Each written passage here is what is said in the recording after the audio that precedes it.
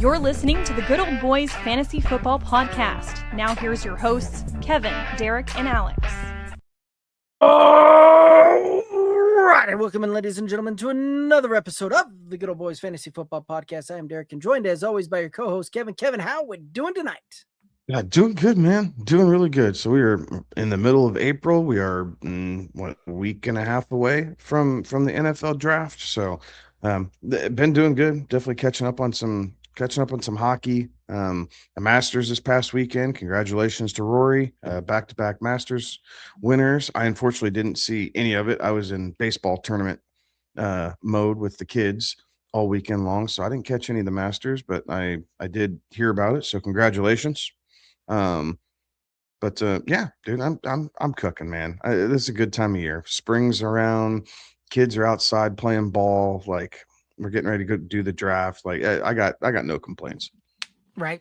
Yeah, certainly a really good time on that one, right? I did manage to catch some of Saturday and Sunday's coverage on the Masters, which was certainly kind of a fun thing there, right? Like, Scotty kind of made a late push there to try and solidify some things, but came up a little too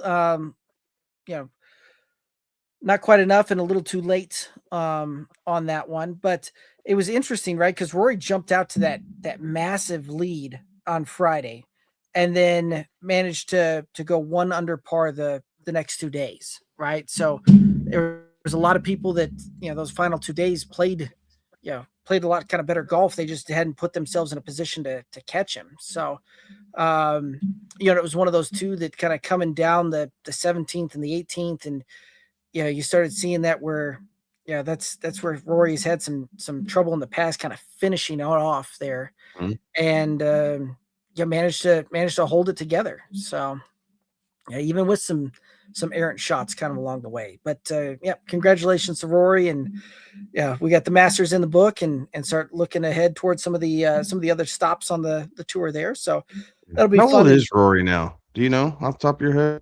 I know he's younger than us. And I know he started when he was young, but it just feels like he's one of the old guys now, even though I don't think he's particularly 36. old. 36. So he's a little younger than us, not by. Well, for professional golf, he's at the twilight, right? Like, that's typically where you see guys start falling off is kind of those mid 30s, and that's where you start seeing guys having a hard time continuing to hold on to their tour cards, is once you start getting around that kind of 40 on that one, right? Like, that is becoming a younger man's game kind of every year, it seems like, where you have these rookies coming up, and kind of pushing some of these older guys kind of to the wayside, right? So like Justin Rose, who's been around forever. He is definitely kind of the old guard anymore on that one at 45, and most of the rest Masters, though, like, he does still come to play in majors. Mm-hmm. Yep. I'm actually interested because it does seem like most of the kind of the bigger names on tour are kind of much closer to that 30 age than anything else. It feels like it. I'm gonna be really honest. It's just not anything that I follow intensely at all. Like, I scroll through it from afar around the majors, and outside of that, I really don't know much of anything about these guys, other than I like the game. It's fun to play. I know that they're really, really good, and I know I'm not. Like, that's kind of the extent of my knowledge of it. Right. So just kind of doing some quick kind of searches on that, right? Does show that back in 2018, the average age was around 33, and I feel like that's gotten younger since then. But back in 2004, the average age was about 36, so it does seem to be trending younger for the kind of the average age of players on the tour. And you start seeing guys kind of come out and peak a little bit sooner than and earlier than maybe previously on that one. But yeah, it's interesting to kind of look at some of that stuff and kind of see that. So I don't know. It was better with Tiger, and I know he's got his own dealings and his own demons that he's working through, and I'm not trying to go down that rabbit hole. I'm just saying for golf, watching golf was funner with Tiger for whatever reason. Like his his swagger, his just ability to do things that we really hadn't seen yet at a consistent level, and I don't know, he was likable. He was likable. He was a guy that you wanted to root for, and now I feel like all these guys are kind of the same dude. yeah, Like they're all just kind of the same country club baby who picked up sticks, when they were really young, and between hard work and God-given talent, they made it early, whether it was, right out of college or partially through college or whatever that looks like, and then they find ways to stick around and they just alternate wins. Like you don't have a dominant driving force anymore. that Scotty's the closest thing to that anymore, right? But like Scotty has a long way to start knocking on the doorstep of what we saw Tiger do, right? So Exactly. So no, it is interesting to see how some of that kind of changes and updates and all of that, right? But yeah, it's one of those that they talk about generational talents, right? Then and in that sport, it seems like it's not even generational, right? Like there's kind of seems to skip some beats in there in between when you get the truly great players of that sport and who can really kind of come out and truly dominate, right? Like Nicholas, it was what 14 years from maybe not quite that long, but it was a good while from when we saw him win his last major, and that last major came well past his prime and his peak before we saw Tiger emerge and start winning and kind of dominating there, right? And yeah, is what Arnie and Jack had a couple.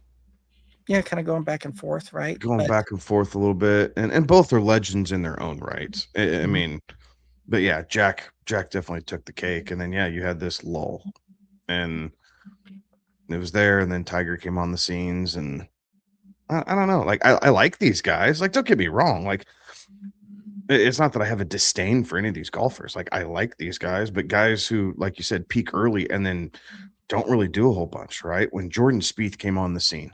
Right. That's a prime example. Yeah. Jordan Spieth came on the scene and everybody was going, oh my gosh, this is it. Like, this is the next guy. Like, he's going to be the face of it. And he was the face for about 2 years because the narrative was to push him so hard.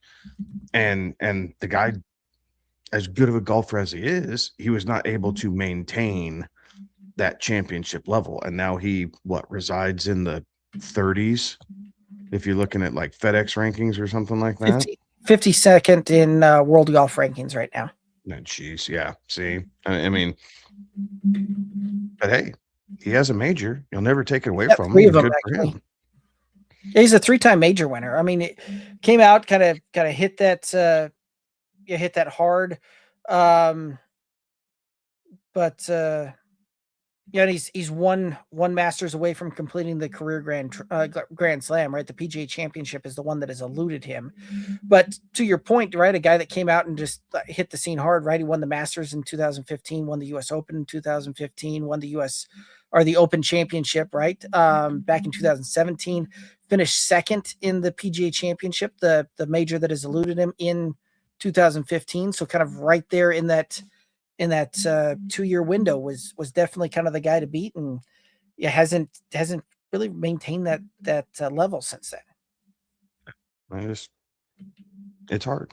I mean, and maybe that's part of what Tiger did for the game, is he got so many people invested into the game of golf, because he did. There's no denying that maybe it is just more of a well-rounded competition, and you're going to have to see something truly, truly special to see someone as dominant or close to dominant as Jack was or Tiger was, because now there's so much television and so many ad dollars and sponsors and everything else that came from the swing of Tiger Woods.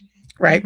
But I mean, it's like you look at it, Scotty is by far kind of that guy that's kind of stepping into that and probably because he's 175 weeks consecutive weeks at world number 1 ranking, right?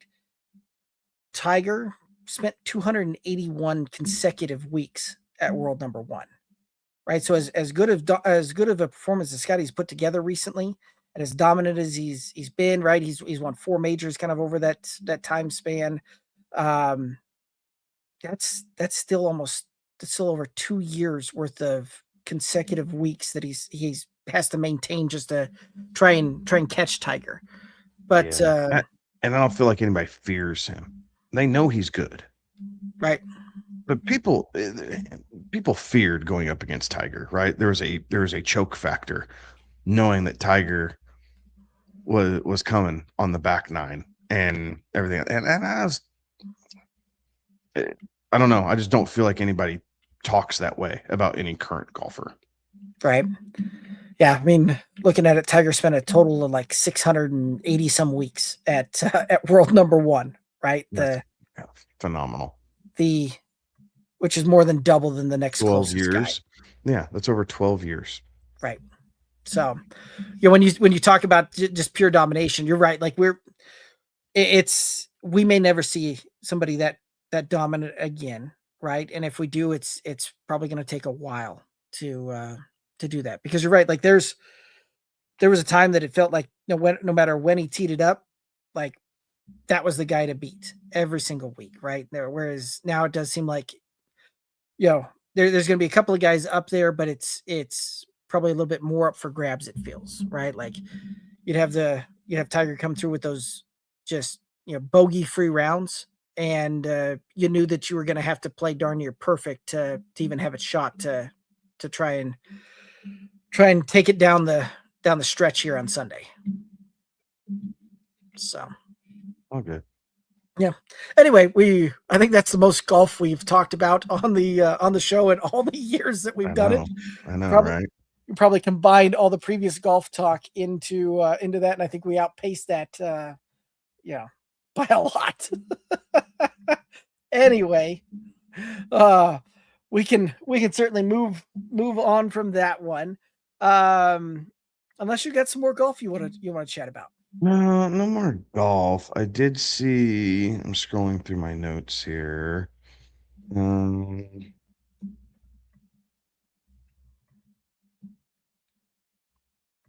Oh, the ex-Michigan coach got 18 months probation. Yep. That was something. And then the Patriots are in the news again with some scandalous stuff. Diane Rossini is stepping down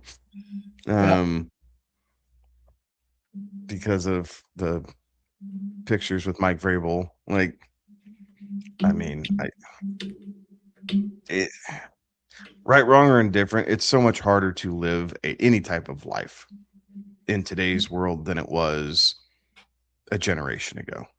Shoot, even 10 everybody years. Everybody has a phone and a camera and everything. And like, I tell my, here's another weeds. I begun to start to tell my kids that, like, look, like, we are harder on you than our parents were on us, or their parents were on them, for a lot of things, because everybody has a phone and they're attached to their phone, and everybody's after clicks and views and notoriety. Like, unfortunately, you guys don't get the same opportunities to make up and live down mistakes that we did, or your grandparents did, or anything else. Like, we have to really try and teach you ahead of time, because no one's willing to forgive and forget.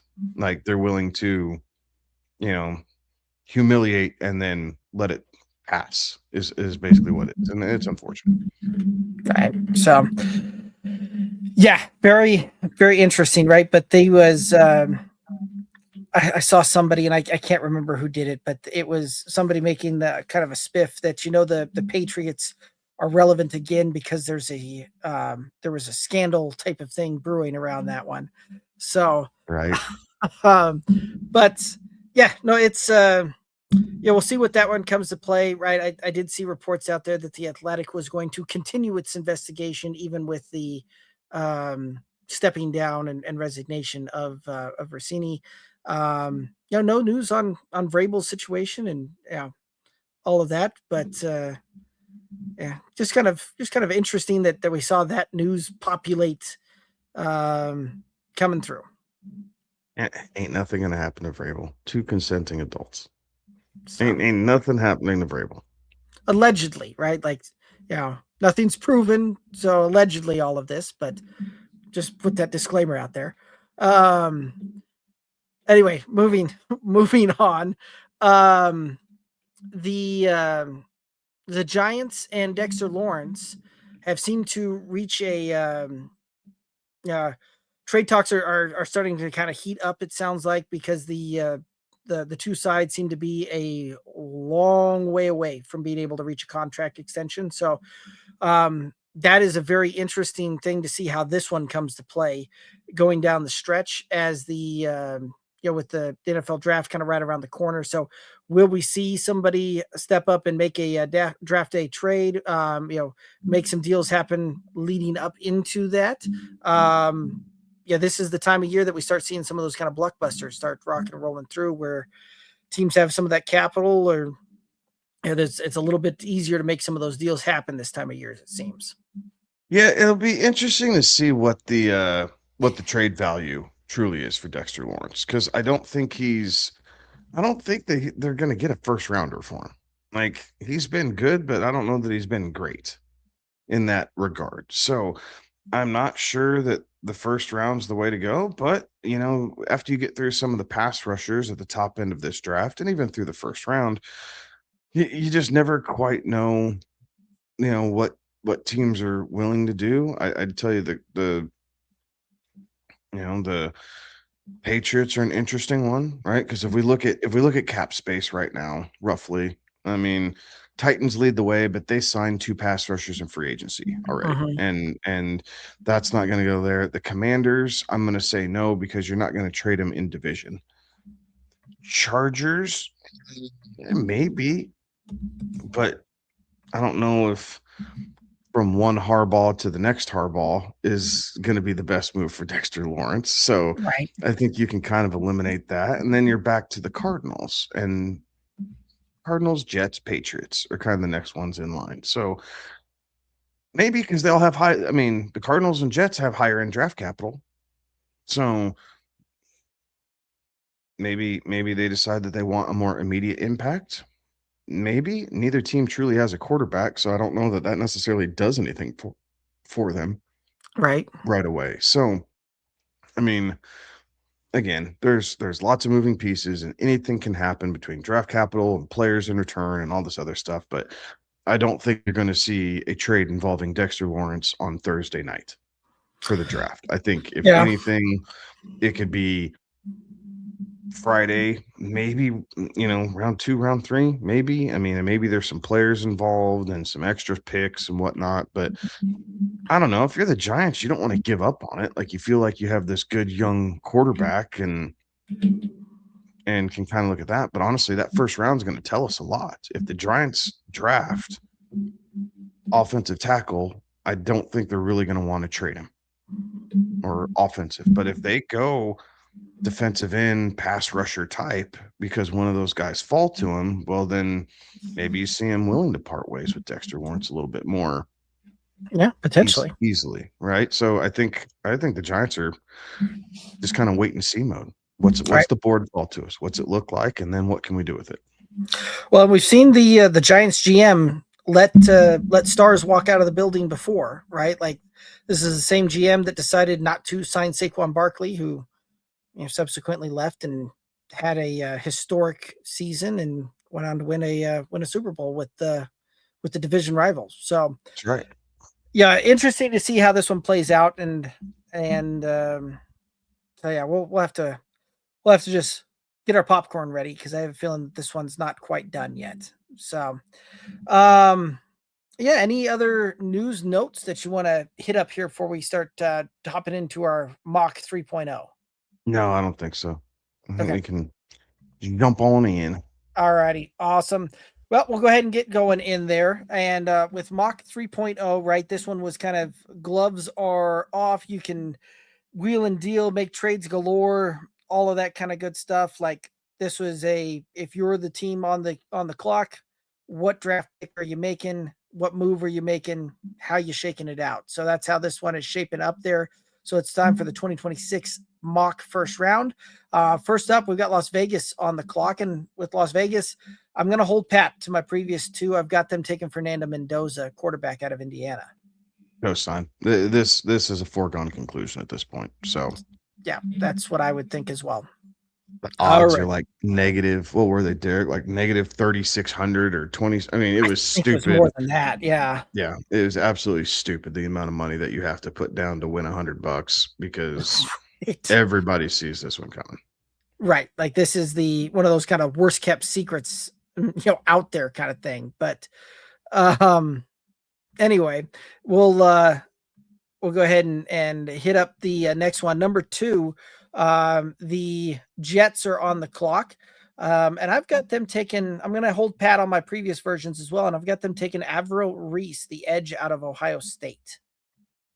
I have them going David Bailey, only because I think he's going to be a bit of a more immediate impact. And with the Jets coming in, they only had 26 sacks in the 2025 season. They need a guy who can get to the quarterback, speed him up, and help out that defense. So I think for the immediate impact, and this is just as much job security as anything else, I think we're going to see David Bailey go number 2 to the Jets. Okay. I like it.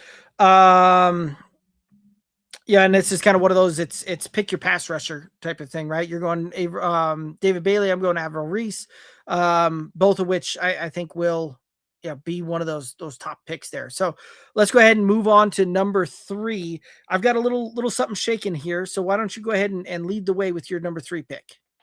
So I think the Cardinals kind of changed things up here a little bit, and I have them going offensive tackle at this position. Instead of on the defensive side. But I think they keep it because they're not loving the compensation that they can get to slide down. So I have them going Francis Muigoa, the offensive tackle out of Miami. I like it. At this point, I do have the Cardinals making a trade here. So we do have a trade happening with this one. I'm listening to some of the smoke coming out of Cowboys camp, and Jerry, sounded like he's getting a little itchy to make some deals happen here. And I've got the Cowboys trading up with Arizona. Cowboys giving up their 12th and 20th pick, and then they'll also do a late round swap to even out the finishing compensation on that. And the Cowboys are coming up to take David Bailey, the edge rusher out of Texas Tech. Okay. Listen, it was a big problem for the Cowboys. I understand why they're trying to get after it. So, kudos to them. Right. This one here is, I'm going to put that disclaimer that I don't know that that'll actually happen, but I wanted to play this one out with some trades and kind of see how that one went. So this one here decided to shake it up with an early pick swap here. And we're just going to see how this one plays out there. Let's go ahead and move on to number 4. Tennessee is on the clock. What do you have happening here with the number 4 pick? I have them going with Avril Reese. With him not going to the Cardinals at 3, I think Tennessee is breathing a sigh of relief that they don't have to spend a top 5 pick on a running back, and instead they're going to get arguably the best pass rusher in the class with Avril Reese, and they're going to be extremely excited that they can exhale and worry about running back later on. Okay, I like it. I'm going to have the Titans. They're going to make this pick here. And so far in mocks 1 and 2, I had them taking Jeremiah Love. I'm going to switch that one up here as well. I do think that Robert Saleh is going to be pounding the table for somebody on that defensive side of the ball. And this is a guy that knows how much a linebacker can absolutely make or break your defense here, right? Having had Fred Warner for all those years in San Francisco. And Sony Styles is a guy that can be a game wrecker and be that kind of difference maker at the linebacker position. So that's where the Titans are going here. Sony Style, linebacker out of Ohio State. I like that. I think that's only a little interesting because Styles is more quick twitch than like 3-down thumper, but he's extremely explosive, extremely versatile, and it gives Robert Saleh plenty of flexibility to be able to kind of stick him around the field and have him because when Fred Warner came in, he was not necessarily a 3-down thumper either. So I think that was a really solid comparison in how their builds at least kind of matched up a little bit coming into the pros. Yeah. And so one of those, we'll see the defensive minded coach get a defensive player to see how they can build that one. Alrighty, that's going to go ahead and move us on over, right? We were talking about the Giants pretty heavily before this draft started. Dexter Lawrence, potentially contract issues, potential trade opportunities out here, but the Giants are on the clock here at number 5. What do you have the Giants doing here? I have him going with Spencer Fano, the offensive tackle / guard out of Utah. They know that they need offensive line help. They didn't run the ball particularly well. They need to make sure they're protecting Jackson Dart, and Fano gives them the ability to kind of move in multiple positions across the offensive line. And whether it's left side guard, right side guard, or right tackle, it gives him plenty of flexibility to be able to put right into the lineup and help that offensive unit. Okay, I like it. The Giants certainly need some help along the offensive line, right? They've also got needs at defensive line, cornerback, wide receiver, safety, running back, linebacker. Like they've got all sorts of kind of needs across the way there, right? Like this could be a point too, right? If you see the Giants go through and draft a defensive lineman, an edge rusher type of thing, right? Like a Ruben Bain is out there. That could very well signal that they are fully willing to move off of Dexter Lawrence and all of that, right? I get it that they're edge rusher versus defensive tackle, but kind of signifying that. But I do think that Harbaugh is going to be pounding the table and really wanting one of the best players available in the draft. And so I think that's what they're going to be doing is when you've got to pick this high, take the best player available. That's Jeremiah Love, and I do see them taking Jeremiah Love, running back out of Notre Dame here. There you go. That'd be fun. Be interesting for sure. Any other thoughts here on pick 5? No, I like that. All righty. Let's go ahead and move on over to the number 6 pick, Cleveland, on the clock with this one. What do you have the Cleveland doing? I have Cleveland kind of scrambling at this point.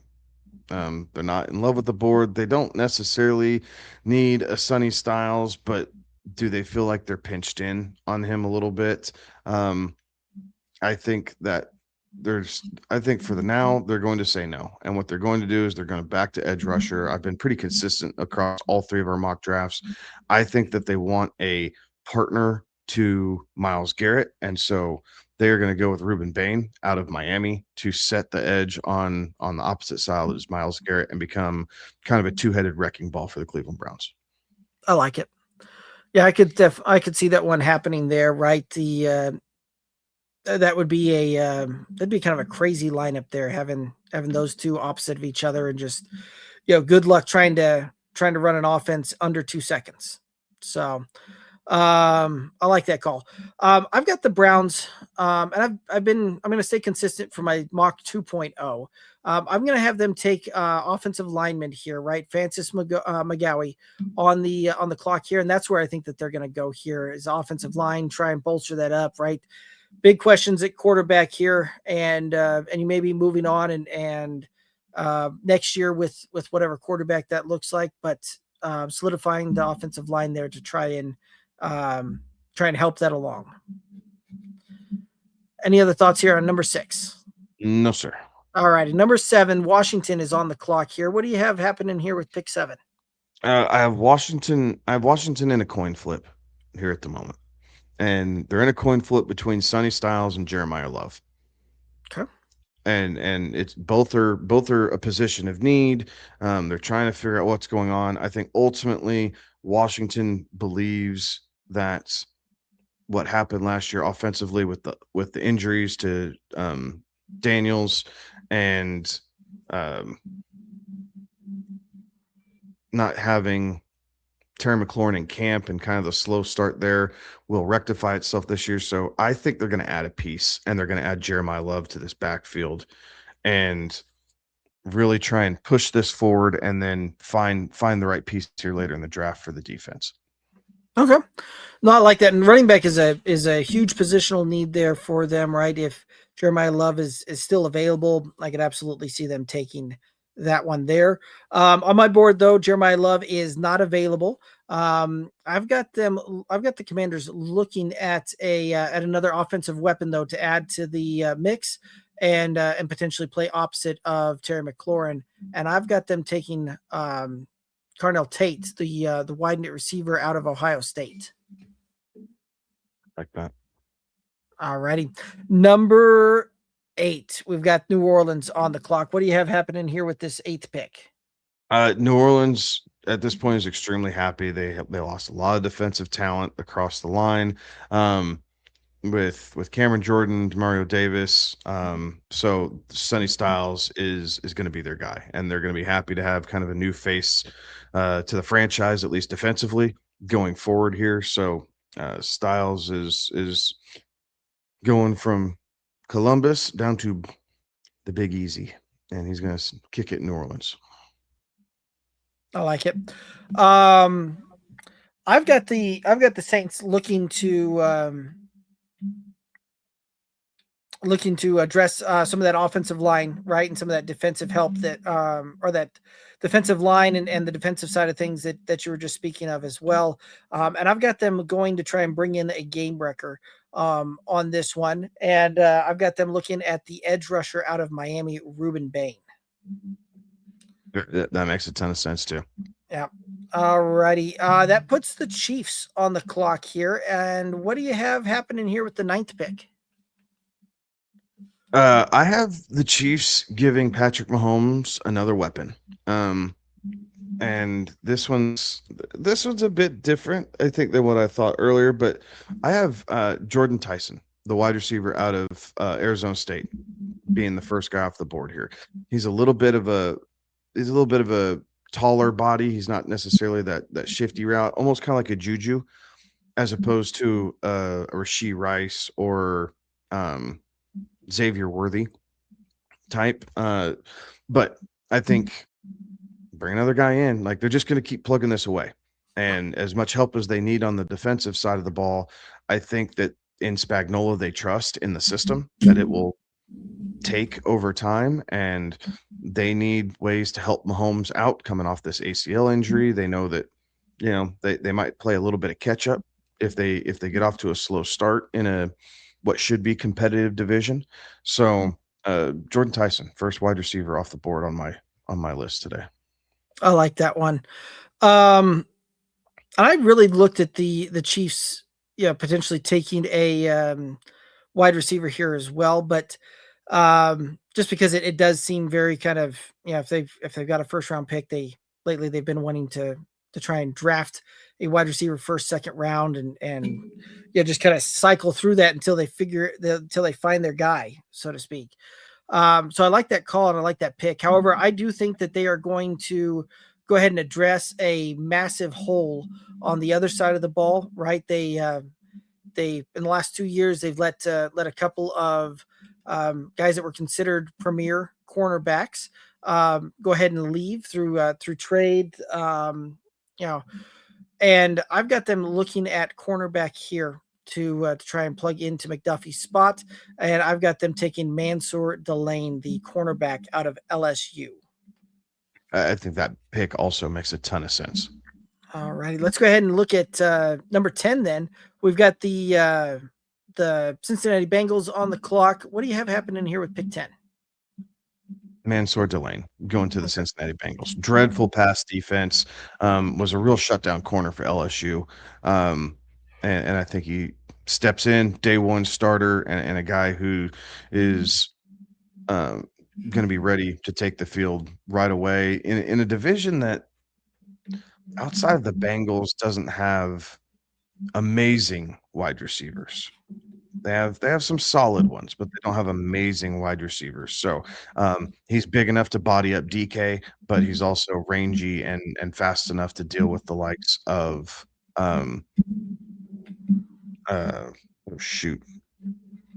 like either Jerry Jeudy for the Browns or Zay Flowers. Zay Flowers. Yes, thank you. Sorry, his name was escaping me. Yeah, no, I like that. I like that call. And you're right. This is a team that needs a lot of help on the defensive side of the ball and trying to slow things down there. Right. I've also got the Bengals looking at defensive help here as well and looking at the secondary side of things. But Mansur Delane was already off the board here. But I do think that the Bengals are going to take a little bit of safety help here. And this is where we see Caleb Downs come off the board, safety out of Ohio State. All righty, that's going to move us to number 11. Miami's on the clock. What are you thinking here with the Dolphins? So the Miami Dolphins have a new head coach. His name's Jeff Haley, and Jeff Haley was a coach with Ryan Day when they were both in San Francisco, and then again at Ohio State. So this brings me back to the fact of I didn't have to make a point to begin with, but this brings me back to the Dolphins' exodus of all things talent, offensively and defensively.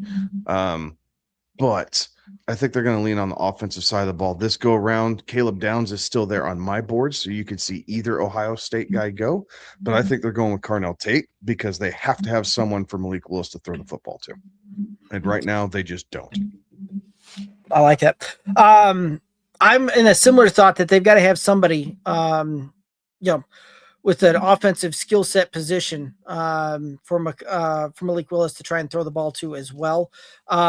Carnell Tate is already off the board on mine, but I do have them taking the very talented Makai Lemon, the wide receiver out of USC, with this one. All righty, that moves the pick number 12 on the clock. Right, your board still shows the Cowboys with this pick. My board would be the Cardinals on that. What do you have happening here with pick 12? I have the Cowboys extremely happy because Caleb Downs fell to them. I think in a perfect world, they would like Sonny Styles. In this world, they get Caleb Downs, which is a very good pivot for the Cowboys. They weren't great on the back end. Downs is a really smart player, really what's the right word? Technically sound.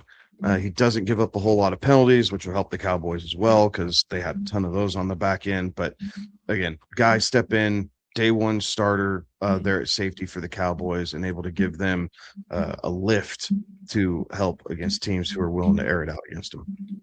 Okay, I like it. Certainly can see them doing that, and I think they would be very happy if that's how the board fell to them. Arizona, right on my board, they made the trade with the Cowboys early on to fall to pick number 12 here, and they've got all sorts of just holes all across the lineup here, but there is Monroe Freeling out there, and the offensive line is a position of need, and I do think that that's where they go here. Offensive tackle out of Georgia here with this 12th pick. Any other thoughts here on pick 12? No, I like that. I think that makes a lot of sense for what they need as well. All righty, number 13. The Rams, Los Angeles, are on the clock here. What do you have happening here with this number 13 pick?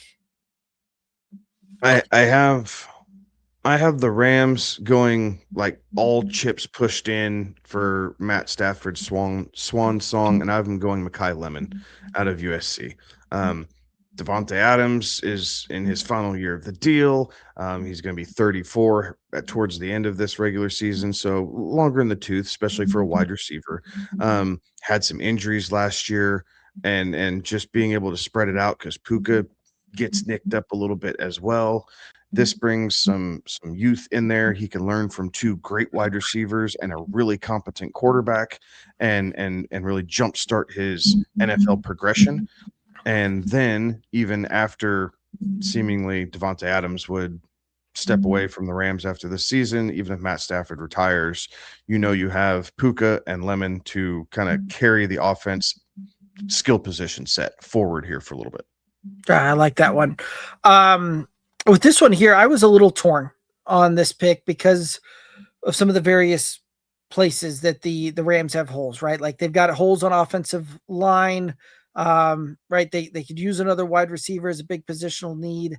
Some secondary and some linebacker help also required here. So like really leaned hard into potentially looking at an offensive lineman as a positional need for them to come in, bring somebody in, help protect Stafford, bring some depth into that offensive line that saw one of their starters retire this last year.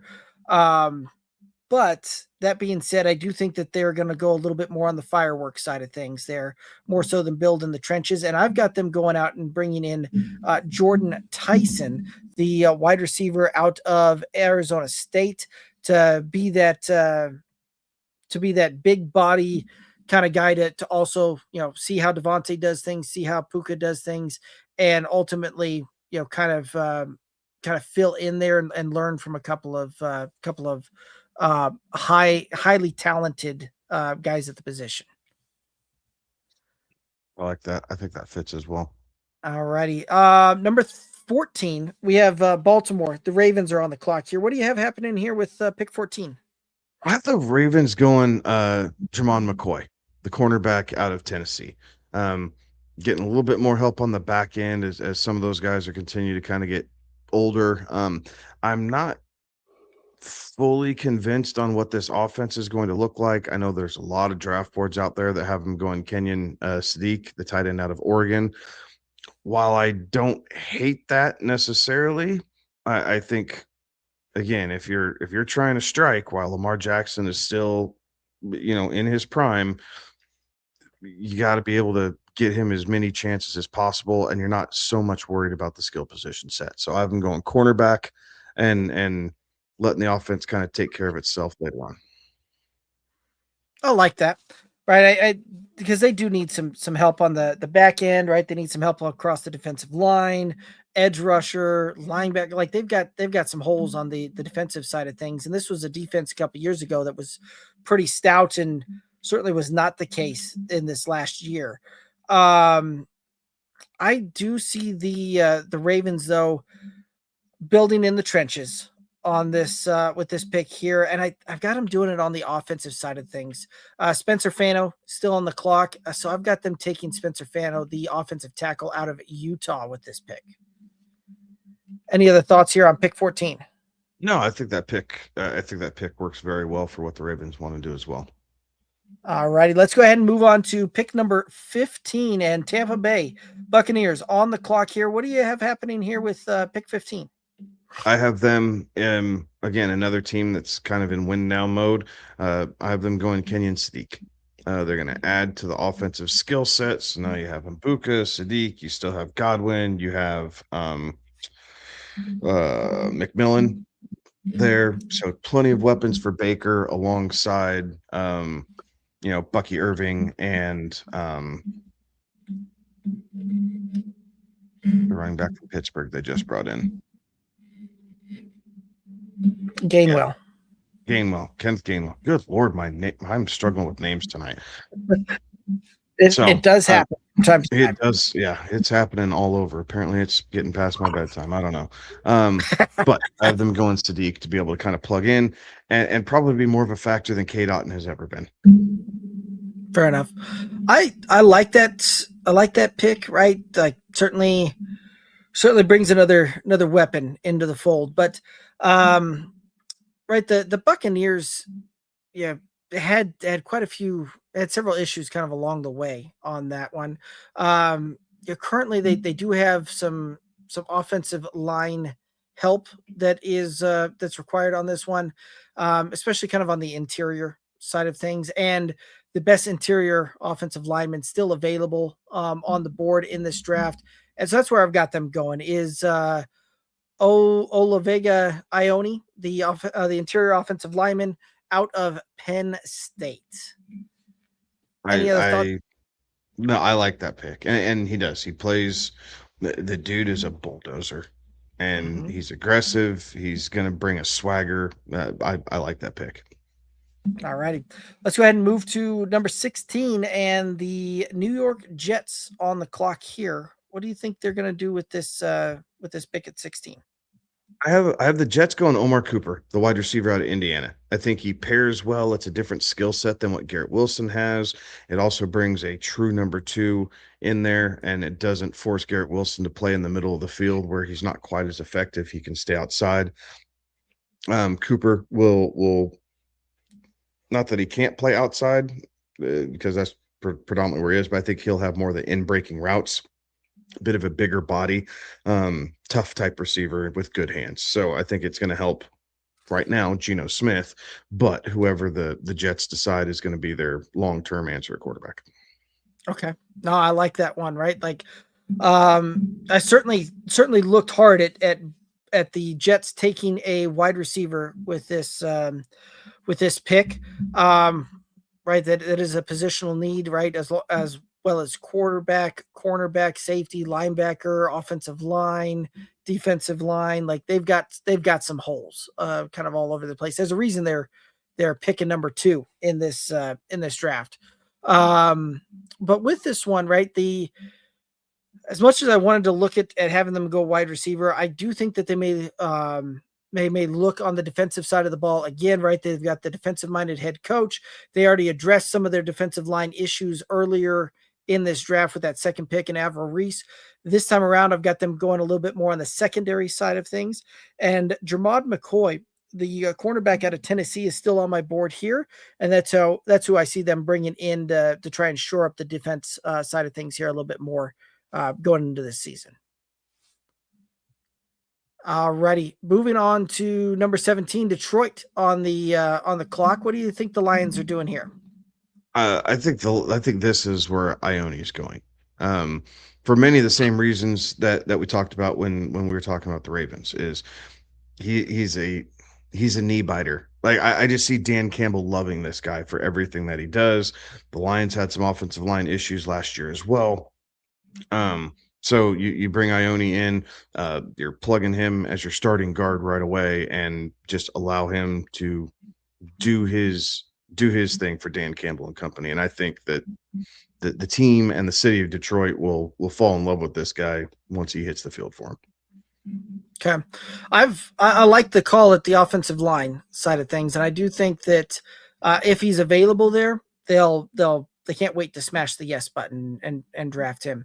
But on my board, Ione is not available, but I do think that the Lions are still going to fill this spot with an offensive lineman, right? Like this is a team that prided themselves on having probably one of the best offensive lines here a couple seasons ago.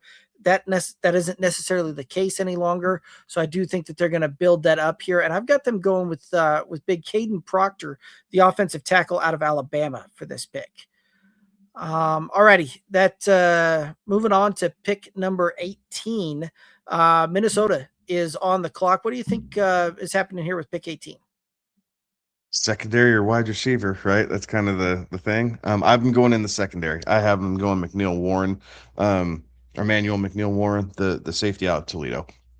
Okay. So a nice little replacement for Harrison Smith. Right. And you and I are both looking at safety here. And Emmanuel McNeil Warren was a guy that I looked at really heavy for this pick here, but I've got them going with a little different safety help. I've got them going with Dylan Thiemann, the safety out of Oregon, on this one here. Any other thoughts on pick 18? No, I think this one, at least safety, right? I think both of us are leaning pretty hard on safety for Minnesota, unless one of these top 2 corners happen to fall to them, which I don't see happening. Right. Alrighty, let's go ahead and move on to pick number 19, Carolina. The Panthers are on the clock with this one. What do you have happening here at pick 19? I have the Panthers going Monroe Freeling, the offensive tackle out of Georgia. Okay. They had a lot of had a lot of offensive line turnover because of health last year. Now, obviously they'll be healthy, but they lost a tackle and a guard, I believe, in free agency. So they're trying to restock the cupboards, get some youth in there. But Freeling's a guy who can step in, play right tackle for them right away, potentially move to left after a couple seasons, I think. But to start out, he'll be able to plug in on the right side. Okay. I can absolutely see that one, and I like that call there. This one here, I've got them looking at the defensive side of the ball, right? And Avion Terrell, the cornerback out of Clemson, is still available, and cornerback is a positional need for Carolina coming into this draft, and I think that they're very happy that Avion Terrell fell to them with this pick here. Any other thoughts with 19? No, sir. Alrighty, go ahead and moving on to pick number 20. On your board, you've got the Cowboys still with this pick, and on mine, I've got the Arizona Cardinals with this pick here. What do you think's happening with pick number 20? I have the Cowboys going back to the defensive side of the ball, and this time they're getting an edge rusher, Akeem Mesidor, out of Miami. Okay, I like that one a lot there. That's I had Mesidor going to Cowboys at 20 in my mock 2.0, so I like that call there. And if the Cowboys still had that pick, I could absolutely see them doing that on my board. But in this scenario, they traded this pick along with the 12th pick to move up to number 3, and the Cardinals are now on the clock here. Cardinals again have a lot of need here for a lot of different positions, and I do see them taking a guy that's potentially a little bit of a project here at the quarterback position. But Ty Simpson does come off the board here at pick 20 to Arizona. Any thoughts on pick number 20? No, sir. All righty. Let's go ahead and move on to number 21. Pittsburgh. The Steelers are on the clock here. What do you have happening here with the 20th pick? I have the Steelers drafting Ty Simpson here. We think Aaron Rodgers will come back to give it one more with Mike McCarthy with the relationship that they had and the success they had earlier on in his career, but they still need a plan for the future. And Ty Simpson being able to get him in the 5th year on him, giving him a full year that, barring injury, he's just not going to see the field. So he's able to learn and absorb the playbook and watch and study Aaron Rodgers. I think that could be best case scenario for the Steelers. So I have them going Ty Simpson here as the heir apparent. Yeah, that was one of those that had Ty Simpson not come off the board here at number 20, and as things kind of start going through there, I would have leaned into the Steelers taking Ty Simpson here as well. But Ty Simpson comes off the board one pick prior to the Steelers, and so they're still on the Steelers still on the clock, right? They need some QB help, some safety help, linebacker, cornerback, wide receiver, running back, and offensive tackle. So kind of a myriad of positions here, but I do see them kind of drafting on the defensive side of the ball, a very Steelers type of move here, and taking a linebacker on this one here. And I've got them taking CJ Allen, a guy that can kind of get into the gaps, pretty good downhill, can play some good zone type of coverage out there as well. So that's who I have the Steelers taking here at pick 20, the linebacker out of Georgia. Let's go ahead and move on to number 22, Los Angeles on the clock, this time the Chargers.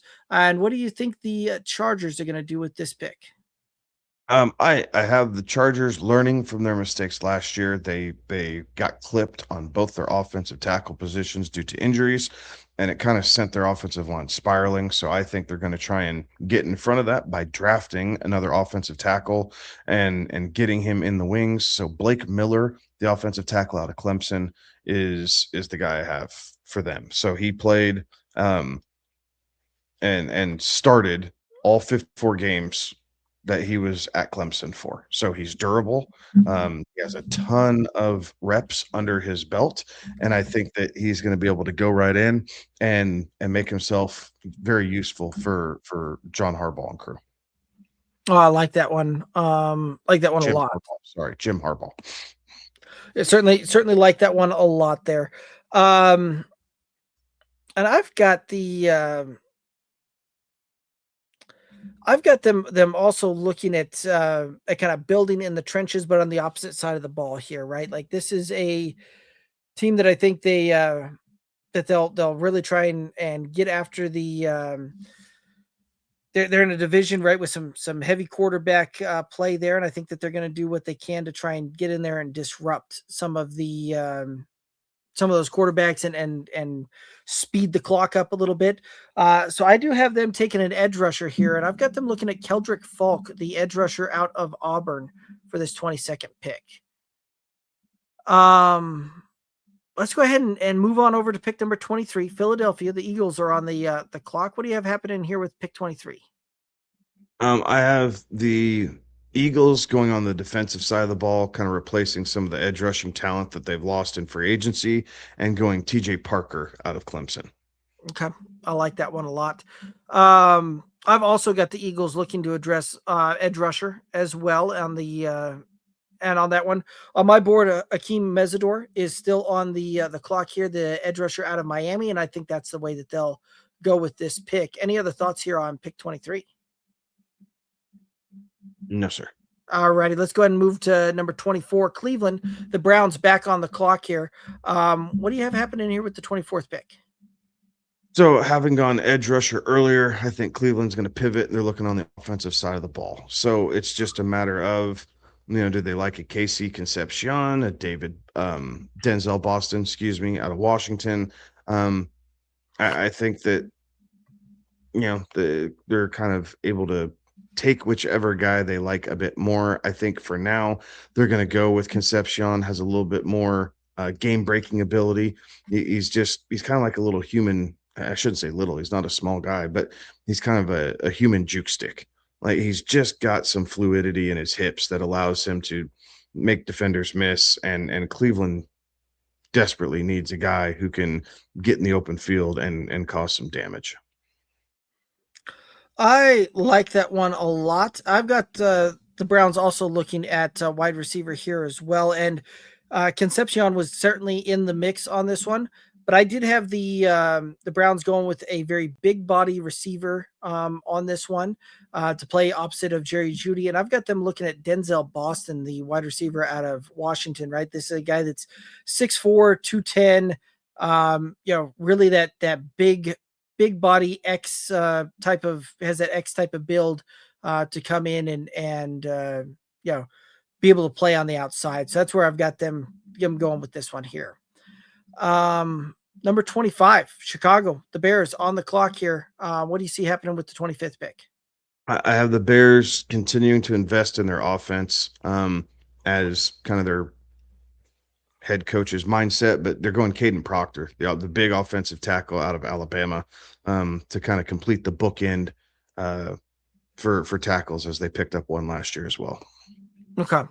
Yeah, I could certainly see them going offensive side and building in the trenches. Certainly makes a lot of sense, right? If Caden Proctor's there, I think they absolutely smash yes and move on. On my board, Caden Proctor is not on the clock or not on the board. So at this point, I think the Bears look on the opposite sides to continuing to build in the trenches, and the defensive line is a pretty big positional need for them, and I've got them going with Caden McDonald, the defensive tackle out of Ohio State. Number 26, Buffalo, the Bills on the clock here. What do you see happening with the 26th pick? I wouldn't be surprised if the Bills traded it, because that's what they've been doing lately. But I think for this one, they need help at receiver. They need a guy that they can continuously kind of lean on and go to. I have Denzel Boston as their guy, a big-bodied receiver, played in cooler elements up in Washington. I get it's the other coast going to Buffalo, but same potential weather patterns as you get later into the year. So I have him being a massive presence for Josh Allen, and a guy who can just go up and body cornerbacks as Allen's able to kind of buy time and get it down the field. Okay.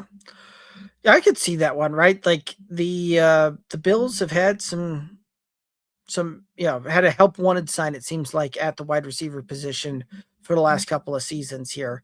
Keon Coleman certainly not being the guy that they hoped would be when they drafted him in the second round a couple of years ago.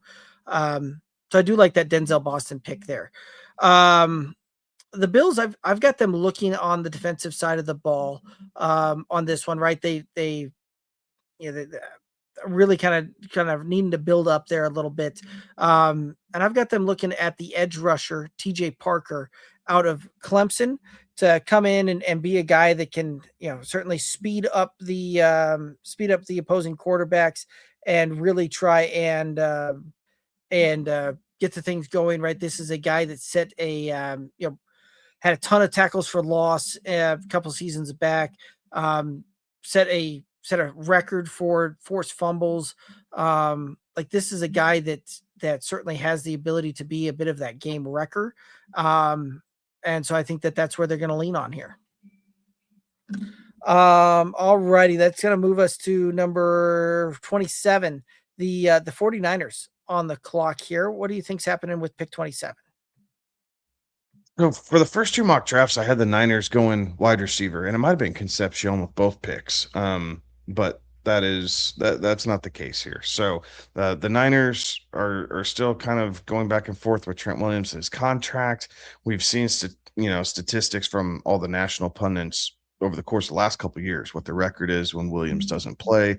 The Niners are going to get wise here, not only with Williams turning 38, but just trying to find their next tackle and who's going to protect Brock Purdy. So I have them going Caleb Lomu, the offensive tackle out of Utah, to come in and at least start to learn the process. I don't know if he's going to start right away for them, possibly if they don't get this Trent Williams deal worked out, but he is going to be able to step in and he'll have significant playing time throughout the year. Oh, I like that one. I like that one a lot, right? Like, that's the Niners, really seem to kind of like to try and build in the trenches on that one there, right? Some of these guys are getting a little bit older, a little bit longer in the tooth. Some contract type of issues kind of working themselves out. And I do see that the Niners are going to build in the trenches on this one, but I'm seeing on the opposite side of the ball, right? I do think that we're going to see them go out and get an edge rusher to bring in opposite Bosa. Again, really to try and speed up the opposing team's offenses, right? Like, this is a division that you've got to get through to win the division. You got to be able to get through the Rams and the Seahawks, two teams that have proven very effective over the last few years. So I think that they're going to go out and get Cassius Howell, the edge rusher out of Texas A&M, to kind of bookend opposite of Bosa with this one. Any other thoughts here? No, I like that. I think I don't know if I've heard that one yet. So I think that's something that makes a lot of sense, but they got to figure it out. All righty.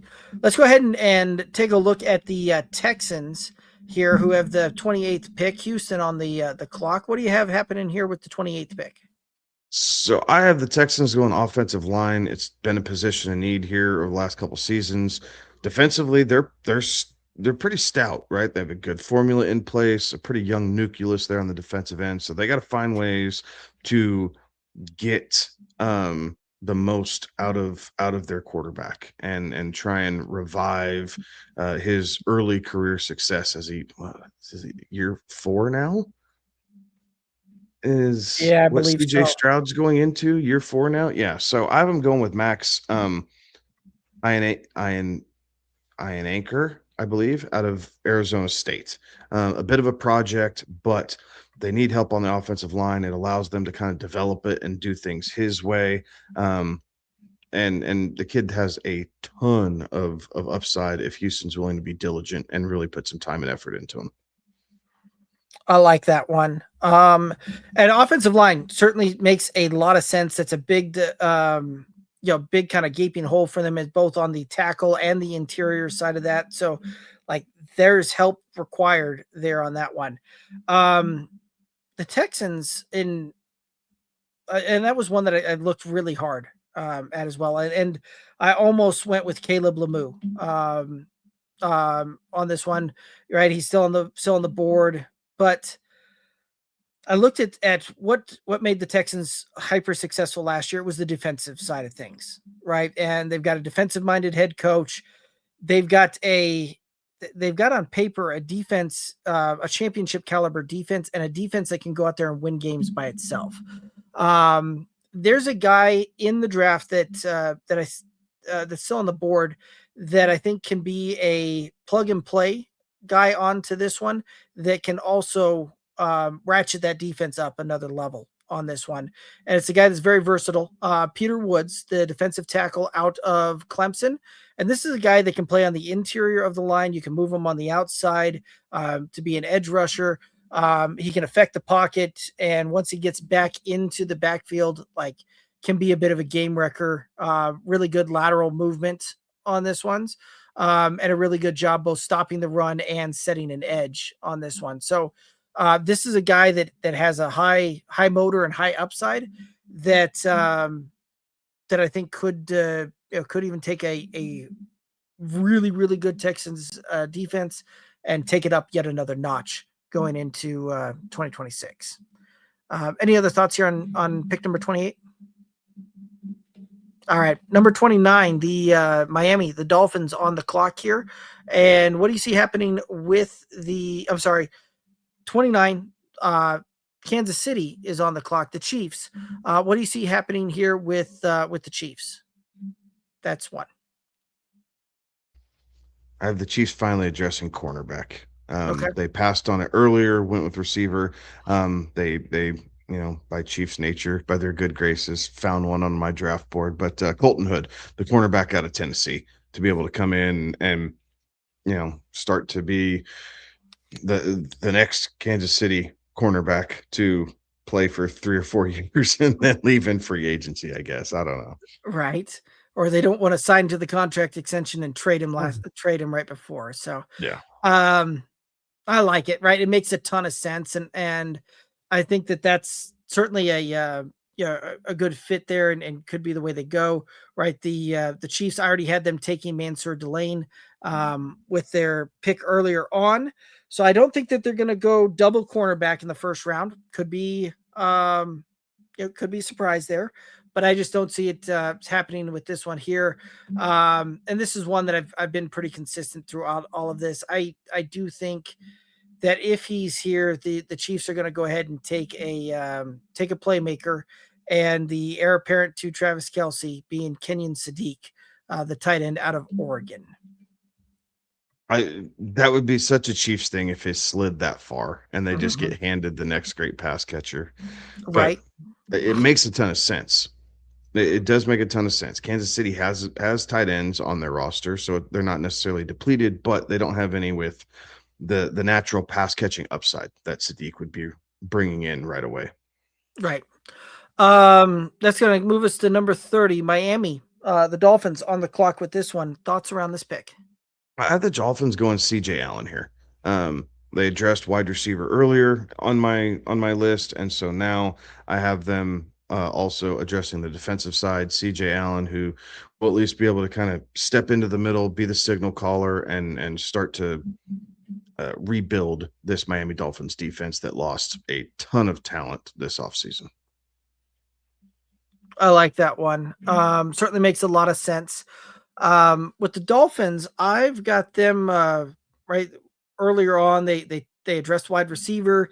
I do have them addressing defensive side of the ball with this pick here, and I've got them looking at the secondary side of things. Right, cornerback is another huge positional need for them, and I've got them going with cornerback Colton Hood out of Tennessee with the 30th pick here.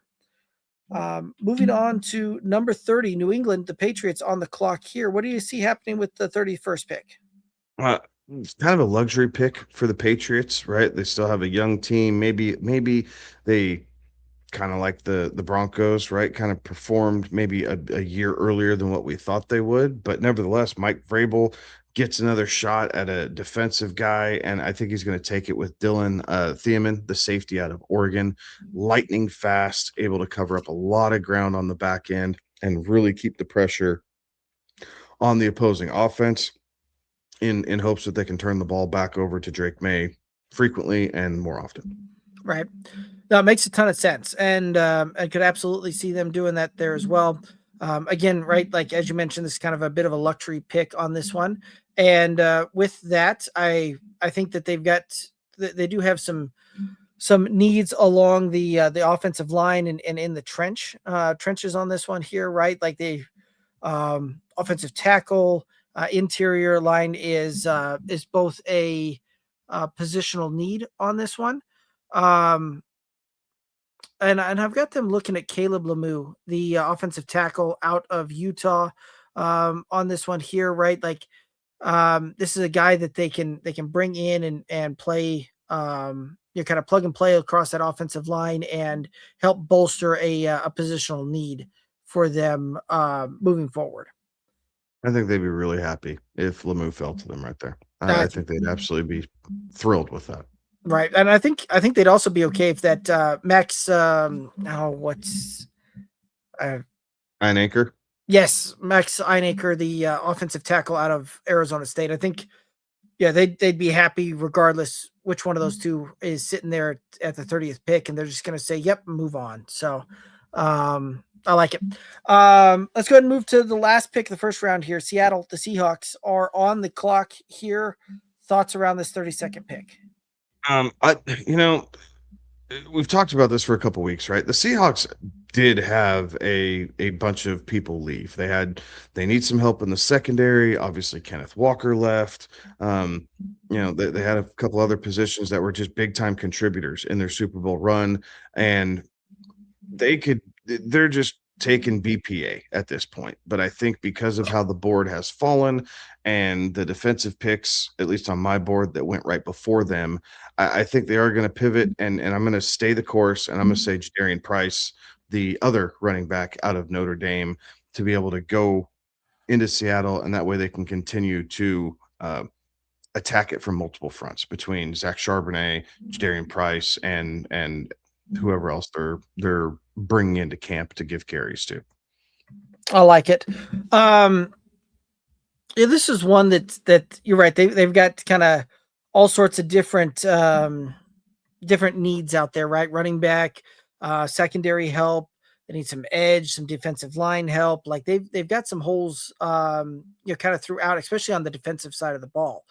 And while I like that running back pick there, I think there's in my board, at least, there's a guy that has fallen probably about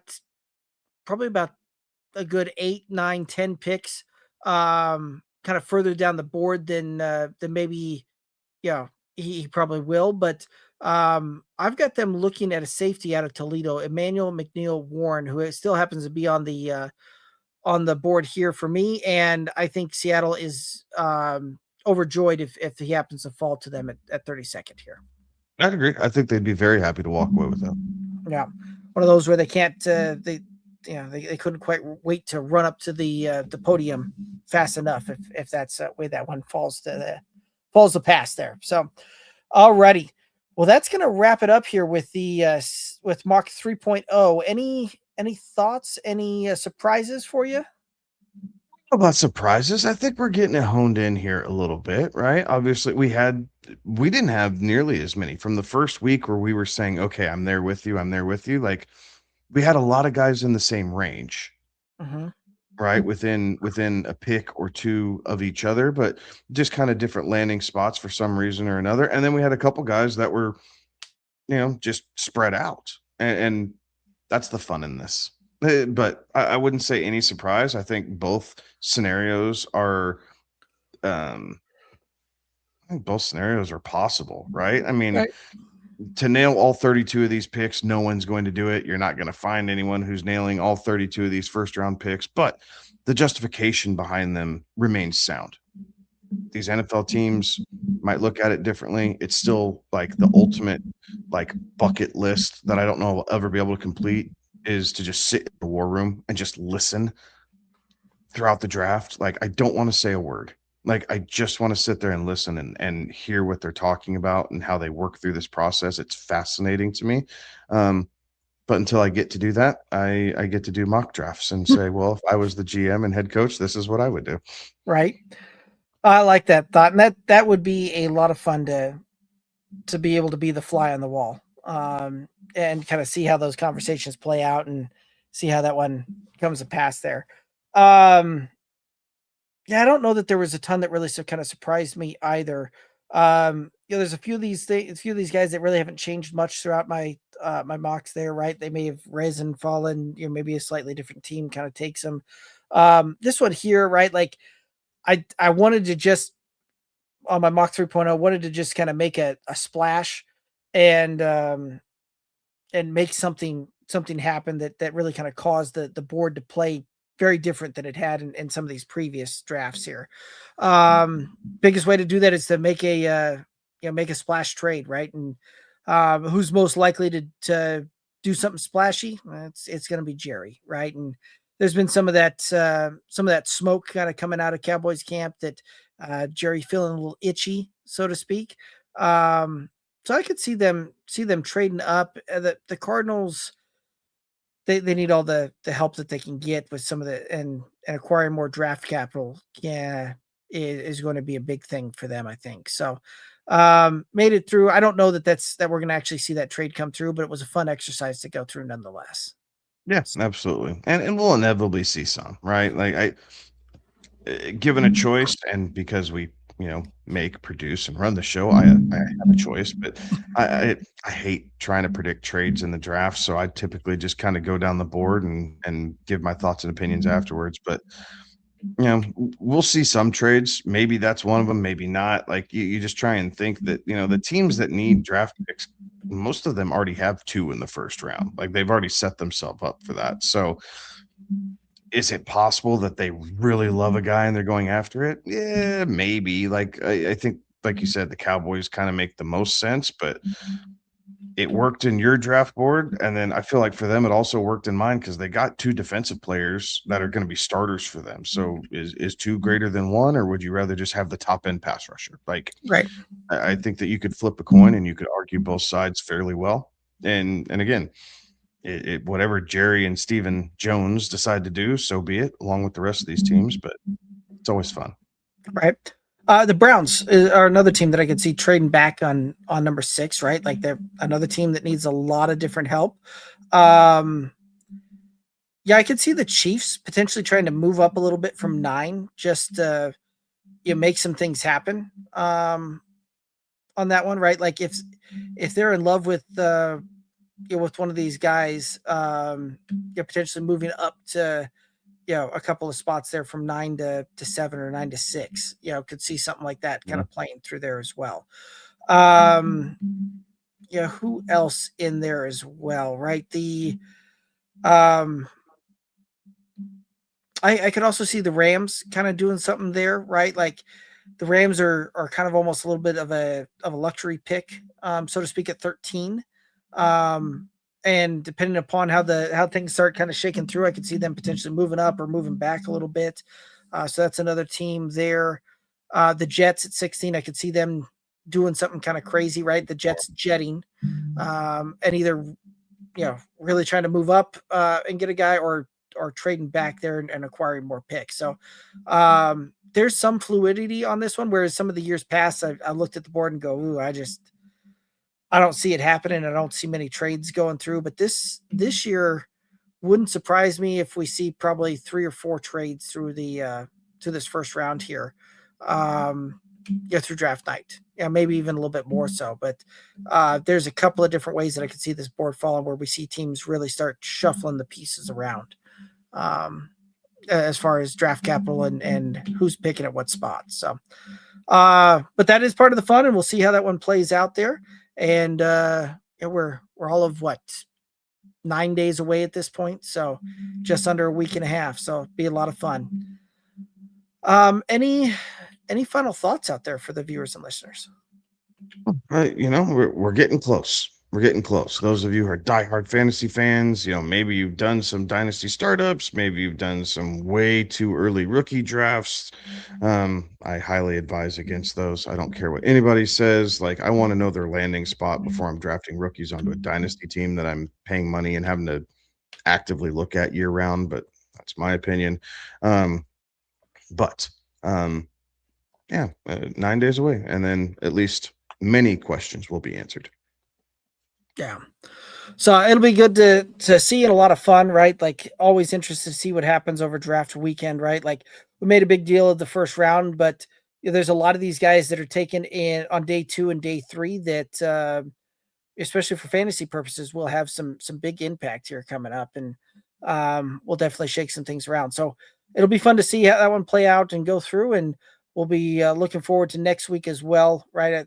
We'll have some fun here leading up to day before or a couple of days before the draft on the next Tuesday show. But I do believe that's going to do it for us tonight. Appreciate everybody tuning in, chiming in, all that good stuff. Find us on all the socials: Twitter, Instagram, Facebook, TikTok at Good Old Boys FF. Do us a favor, head over to YouTube, click that subscribe, ring the bell. But that's going to do it for us tonight. He's Kevin. I'm Derek. Have a good one. Be safe. Toodaloos.